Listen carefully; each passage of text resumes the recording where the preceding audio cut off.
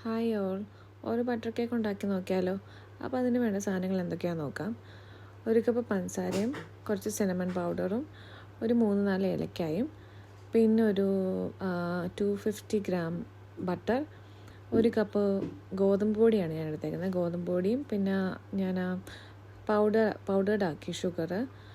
അതിന് ശേഷം 1 കപ്പ് നമ്മുടെ വീറ്റ് ഫ്ലോർ ഇട്ടതിന് ശേഷം ഒരു ബേക്കിംഗ് പൗഡർ ഒരു ഹാഫ് ടീസ്പൂൺ ഇട്ടു. അതിന് ശേഷം ബേക്കിംഗ് സോഡയാണ് ഇടുന്നത്. ബേക്കിംഗ് സോഡ ഒരു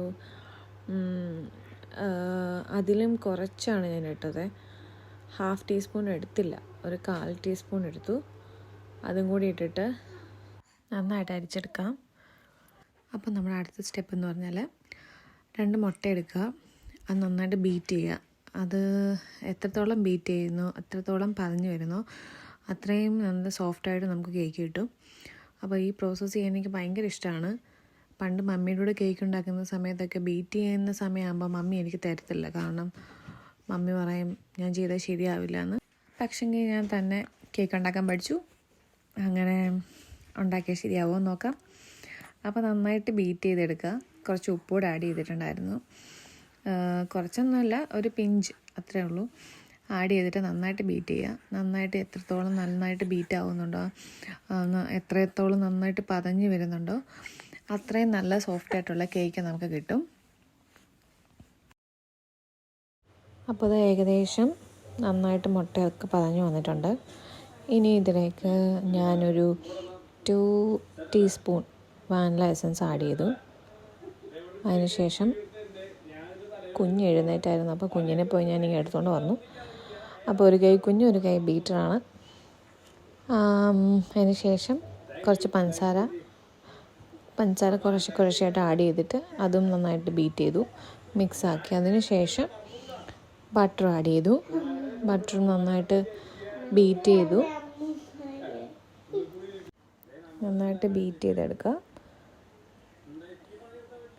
അതിന് ശേഷം നമ്മളിനി പൊടി കുറേശ്ശായിട്ട് ആഡ് ചെയ്ത് കൊടുക്കാം. നന്നായിട്ട് പൊടി വറക്കുന്നുണ്ടായിരുന്നു, അത് കുഴപ്പമില്ല. നന്നായിട്ട് മിക്സ് ചെയ്തെടുക്കുക. ഓവറായിട്ട് മിക്സ്ഡായി പോകരുത്. ഓവറായിട്ട് ആയി കഴിഞ്ഞ് കഴിഞ്ഞാൽ കേക്ക് പൊട്ടാനും ഒക്കെയുള്ള ചാൻസ് കൂടുതലുണ്ട്. അപ്പം ഞാൻ ഉണ്ടാക്കിയപ്പം അതിന് മണ്ട കുറച്ച് പൊട്ടിയിട്ടുണ്ടായിരുന്നു. അപ്പം എനിക്ക് തോന്നുന്നു ഞാൻ കുറേ തവണയായിട്ട് ബീറ്റ് ചെയ്തായിരുന്നു,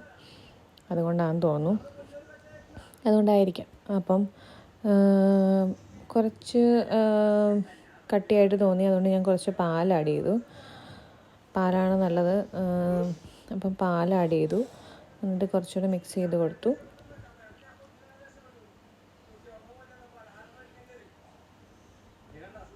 ഓൾമോസ്റ്റ് ആയിട്ടുണ്ട്. ഇനി ഒരു ടിന്നിലോട്ട് മാറ്റി ടിന്ന് നന്നായിട്ട് കൊട്ടി കൊടുക്കുക. അപ്പോൾ ആ എയർ ബബിൾസ് ഉള്ളതൊക്കെ അങ്ങ് പൊയ്ക്കോളും. അതിനുശേഷം ഒരു 180 ഡിഗ്രിയിൽ 25 മിനിറ്റ്സാണ് ഞാൻ ആദ്യം വെച്ചത്. അത് കഴിഞ്ഞിട്ട് എങ്ങനെയുണ്ടെന്ന് നോക്കാമെന്ന് കരുതി. ഓക്കെ, അപ്പം ഇതാണ് കേക്ക് വന്നത്. ഞാൻ പറഞ്ഞതുപോലെ ചെറിയതായിട്ട് പൊട്ടൽ വന്നിട്ടുണ്ടായിരുന്നു, പക്ഷെ കുഴപ്പമില്ലായിരുന്നു.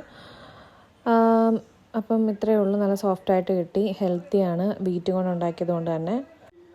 അപ്പം നിങ്ങൾക്ക് എല്ലാവർക്കും ഈ ഒരു ചെറിയ വീഡിയോ ഇഷ്ടമായെന്ന് കരുതുന്നു. Thank you for watching.